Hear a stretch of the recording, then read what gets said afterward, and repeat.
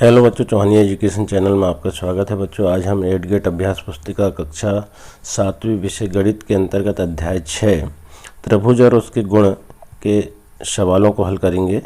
इससे पूर्व अगर आपके द्वारा चैनल को सब्सक्राइब नहीं किया गया है तो चैनल को सब्सक्राइब कर लें और बेल आइकन को प्रेस कर लें, जिससे कि वीडियो की नोटिफिकेशन आपको प्राप्त होती रहेगी। एवं वीडियो को लाइक एवं शेयर जरूर करें। बच्चों, देखेंगे हम अध्याय 6 त्रिभुज और उसके गुण। प्रश्न क्रमांक 1 है, आकृति में अज्ञात x का मान ज्ञात कीजिए। आकृति देखिए आप, ये आकृति देख रही है R, Q और P। यहाँ पर देखिए आप, ये x का मान हमको ज्ञात करना है और यहाँ जो है ये समकोण है, 30 अंश यहाँ पर है और 90 अंश यहाँ पर। तो अब तीनों भुजाओं का योग जो होता है समकोण 180 अंश होता है। तो हम देखेंगे इसको हल करें। त्रिभुज के तीनों कोणों का योग जो है 180 अंश है, इसलिए x अंश धन 90, 90 कौन सा, ये समकोण, 90 धन 30, 90 धन 30, इसको हम क्या करेंगे, जोड़ेंगे और हमारे पास दिया हुआ 180, क्योंकि त्रिभुज तीनों कोणों का योग कितना है, 180 अंश है।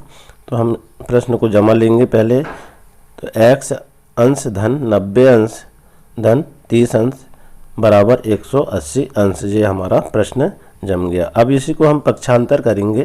तो x अंश धन 120 बराबर, अब कहाँ से हो गया ये 120, 90 धन 30 अंश, उनको जोड़ दिए हमने। तो x अंश धन 120 बराबर 180 अंश।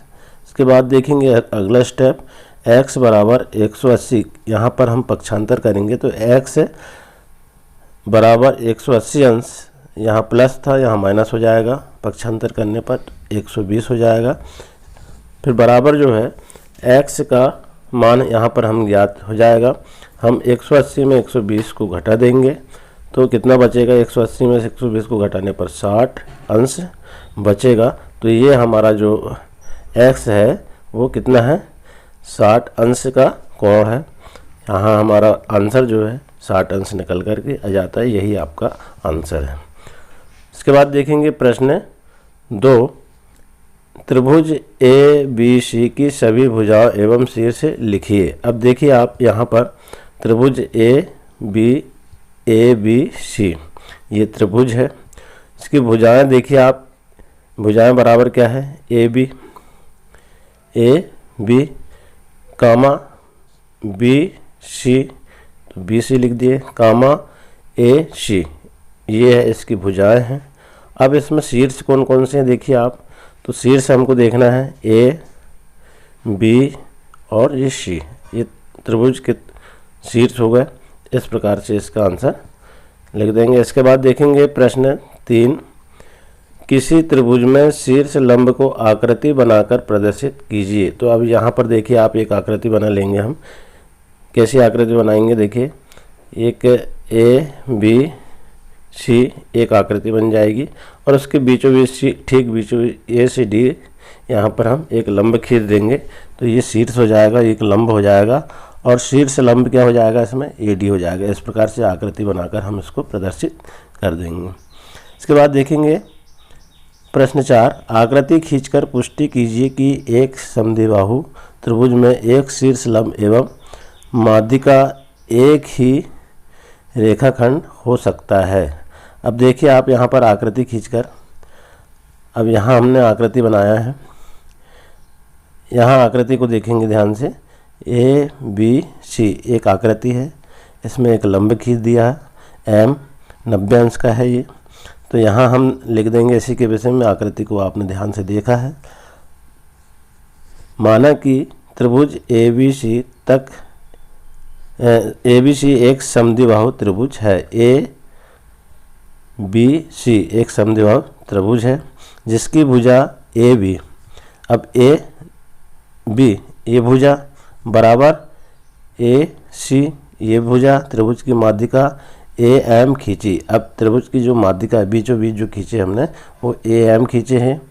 अब मापने पर, अब इनको खींचा है, इसके बाद इसको मापने पर कोण AMC, कोण कौन सा वाला, AMC 90 अंश, अतः AM1BC, अतः त्रिभुज ABC की अंतः कोण कौन सा है इसके अंदर का, AM, इसका AM माध्यिका और शीर्षलंब दोनों ही है।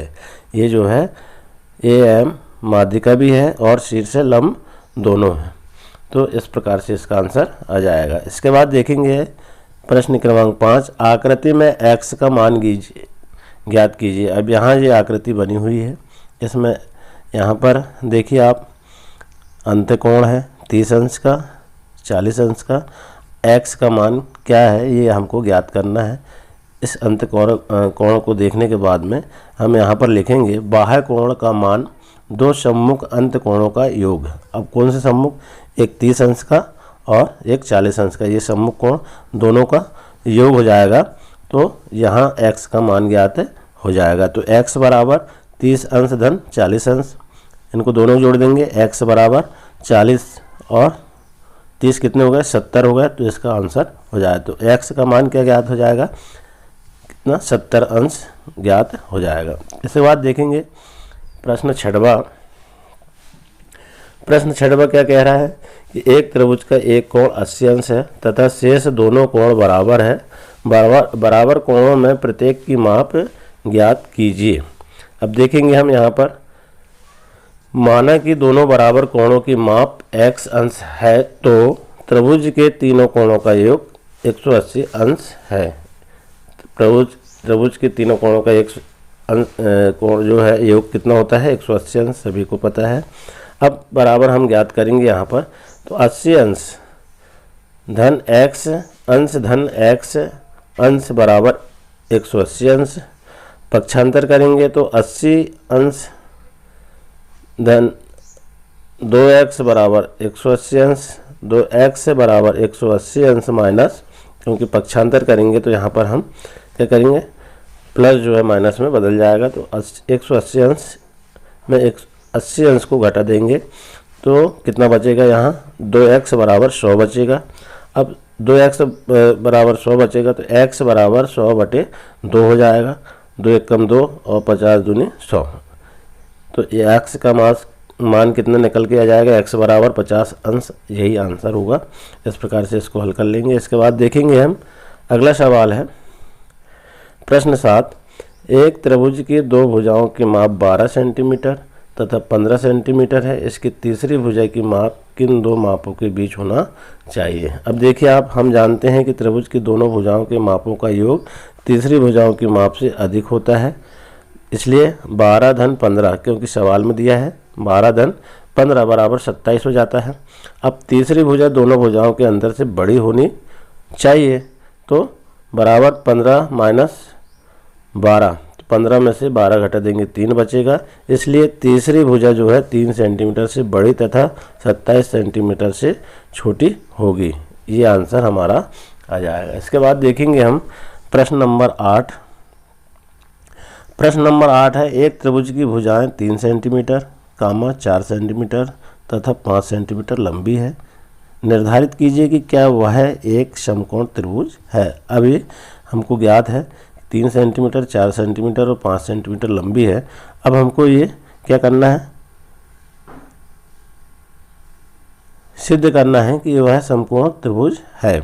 अब देखेंगे हम यहाँ पर, हम 3 का वर्ग प्लस 4 का वर्ग बराबर 5 का वर्ग।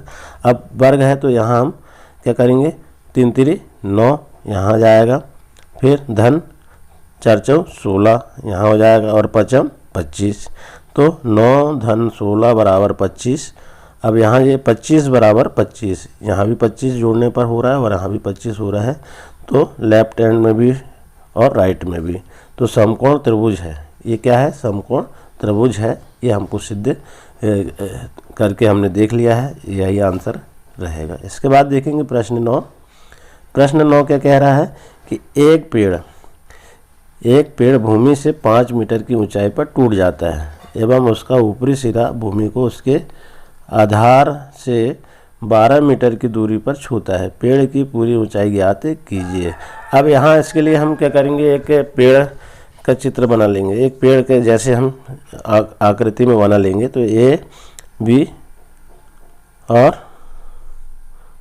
सी और डी, ये एक पेड़ है, ये त्रिभुज है। अब पेड़ का जो लंब है टूट करके यहाँ गिर जाता है, तो क्या बना जाए, ए सी बी, और डी जो था लंबा पेड़ था। तो यहाँ हम ज्ञात करेंगे ए बी बराबर, यहाँ त्रिभुज ए बी सी में समकोण है तथा पेड़ बी डी बिंदु सी से टूटा है, जैसा कि हम यहाँ पर देख रहे हैं। एक क्या है, ये समकोण है और पेड़ बी डी, बी और डी बिंदु सी से यहाँ से टूटा है।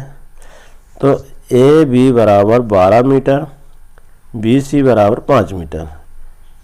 पाइथागोरस प्रमेय से हम इसको ज्ञात करेंगे। तो ए सी का वर्ग बराबर बी सी का वर्ग धन ए बी का वर्ग, ये पाइथागोरस प्रमेय कहती है।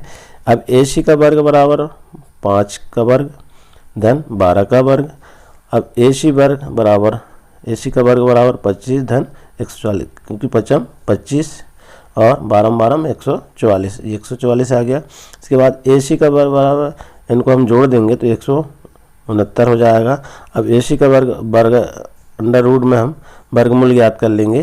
तो इसका हम 13 गुणित 13 ये इसका जाएगा। तो ए सी कितना हो जाएगा, 13 मीटर हो जाएगा।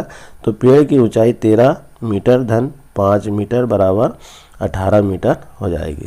तो इस प्रकार से हम इसको ज्ञात कर लेंगे। इसके बाद देखेंगे प्रश्न 10वां, किसी त्रिभुज के तीनों कोणों में 1:2:1 का अनुपात है, त्रिभुज के तीनों कोण ज्ञात कीजिए। अब अनुपात दिया हुआ है 1:2:1, माना कि कोणों की माप बराबर x, 2x, x है। तो x धन 2, x धन x बराबर 180, क्योंकि 180 तीनों कोणों का योग है। फिर हम क्या करेंगे, 4x बराबर 180, x बराबर 180 बटे 4 कर देंगे, 4 एकम 4 और 45 चौ 180, ऐसा ये कट जाएगा। तो x बराबर 45 अंश निकल कर आ जाएगा। अतः त्रिभुज के तीनों कोण x बराबर 45 अंश। तो 2x बराबर 2 गुणित 45 बराबर 45 दूनी 90 अंश। तो x 45 अंश उत्तर इसका जो है आ जाएगा। इस प्रकार से यह है हमारा अध्याय 6 त्रिभुज और उसके गुण के सारे सवाल जो है हल हो जाते हैं। आशा है बच्चों आपको सवाल समझ में आए होंगे। इसी तरह आने वाले अध्याय को हल करने के लिए चैनल में बने रहें। धन्यवाद।